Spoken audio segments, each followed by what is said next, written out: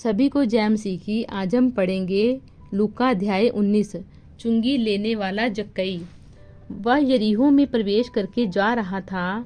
वहाँ जक्कई नामक एक मनुष्य था जो चुंगी लेने वालों का सरदार था और धनी था। वह यीशु को देखना चाहता था कि वह कौन सा है, परंतु भीड़ के कारण देख ना सकता था क्योंकि वह नाटा था। तब उसको देखने के लिए वह आगे दौड़कर एक गूलर के पेड़ पर चढ़ गया क्योंकि यीशु उसी मार्ग से जाने वाला था। जब यीशु उस जगह पहुंचा तो ऊपर दृष्टि करके उससे कहा, हे जक्कई, झट उतर आ, क्योंकि आज मुझे तेरे घर में रहना अवश्य है।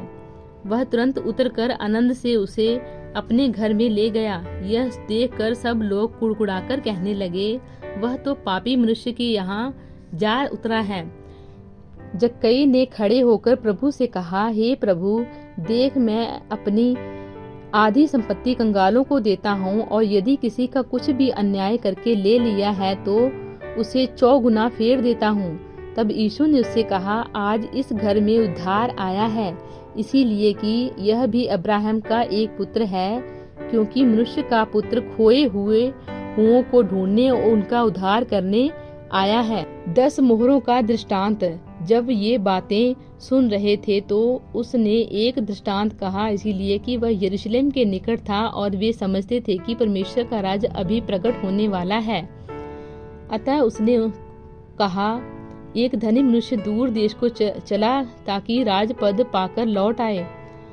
उसने अपने दासों में से 10 को बुलाकर उन्हें 10 मोहरें दी और उनसे कहा, मेरे लौट आने पर तक लेन देन करना। परंतु उसके नगर के रहने वाले उससे बैर रखते थे और उसके पीछे दूतों के द्वारा कहला भेजा, हम नहीं चाहते कि यह हम पर राज्य करे।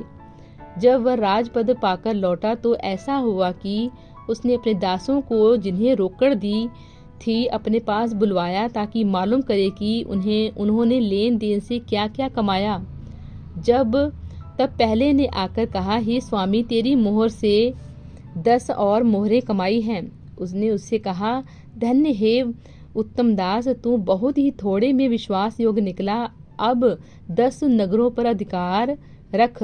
दूसरे ने आकर कहा, हे स्वामी, तेरी मोहर से 5 और मोहरें कमाई हैं। उसने उससे भी कहा, तू भी 5 नगरों पर हाकिम हो। तीसरे ने कहा, हे स्वामी, देख, तेरी मोहर यह है जिसे मैंने अंगोछे में बांध रखा था, क्योंकि मैं तुझसे डरता था, इसीलिए कि तू कठोर मनुष्य है। जो तूने नहीं रखा उसे उठा लेता है, और जो तूने नहीं बोया उसे काटता है। उसने उससे कहा, हे दुष्ट दास, मैं तेरे ही मुंह से तुझे दोषी ठहराता हूँ। तू मुझे जानता था कि कठोर मनुष्य हूँ। जो मैंने नहीं रखा उसे उठा लेता हूँ, और जो मैंने नहीं बोया उसे काटता हूँ। तो तूने मेरे रुपए शराफा के पास क्यों नहीं रख दिए? मैं आकर ब्याह समेत ले लेता। और जो लोग निकट खड़े थे उसने उनसे कहा, वह मोहर इससे ले लो, और जिसके पास 10 मोहरें हैं उसे दे दो। उन्होंने उससे कहा, हे स्वामी, उसके पास 10 मोहरें तो हैं। मैं तुमसे कहता हूँ कि जिसके पास है उसे दिया जाएगा, और जिसके पास नहीं है उससे वह भी जो उसके पास है ले लिया जाएगा। परंतु मेरे उन बैरियों को जो नहीं चाहते थे कि मैं उन पर राज्य करूं, उनको यहाँ लाकर मेरे सामने घात करो।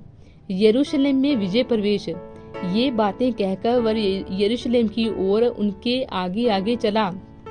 जब वह जैतून पहाड़ पर बैतफगे और बेतनियाह के पास पहुंचा तो उसने अपने चेलों में से 2 को यह कहके भेजा, अब सामने के गांव में जाओ, और उनमें से पहुंचते ही एक गधी का बच्चा जिस पर कभी कोई सवार नहीं हुआ बंधा हुआ तुम्हें मिलेगा, उसे खोल कर ले आओ। यदि कोई तुमसे पूछे कि क्यों खोलते हो, तो यह कह देना कि प्रभु को इसका प्रयोजन है।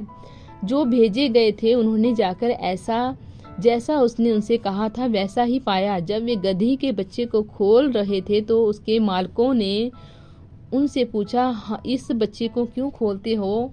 उन्होंने कहा, प्रभु को इसका प्रयोजन है।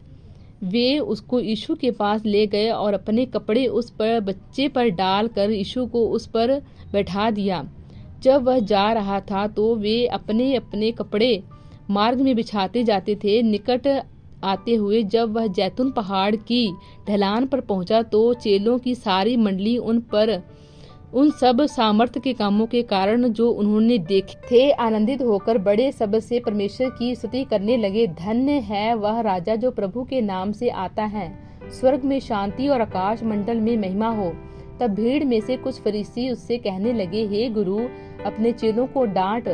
उसने उत्तर दिया, मैं तुमसे कहता हूँ, यदि ये चुप रहे तो पत्थर चिल्ला उठेंगे। यरूशलेम के लिए विलाप। जब वह निकट आया तो नगर को देखकर उस पर रोया और कहा, क्या ही भला होता कि तू ही इसी दिन में कुशल की बातें जानता, परंतु अब वे तेरी आंखों से छिप गई हैं, क्योंकि वे दिन तुझ पर आएंगे कि तेरे बैरी मोर्चा बांधकर तुझे घेर लेंगे और चारों ओर से तुझे दबाएंगे और तुझे और तेरे बालकों को जो तुझे में हैं मिट्टी में मिलाएंगे और तुझ में पत्थर पर पत्थर भी ना छोड़ेंगे, क्योंकि तूने उस अवसर को जब तुझ पर कृपा दृष्टि की गई ना पहचाना। मंदिर से व्यापारियों का निकाला जाना।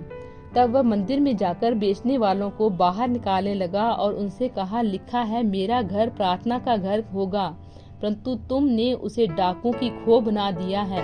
वह प्रतिदिन मंदिर में उपदेश करता था और प्रधान याजक और शास्त्री और लोगों के प्रमुख उसे नष्ट करने का अवसर ढूंढते थे, परंतु कोई उपाय न निकाल सके कि यह किस प्रकार करें, क्योंकि सब लोग बड़ी चाह से उसकी सुनते थे। प्रभु इन वचनों द्वारा आपको आशीष दें। आमीन।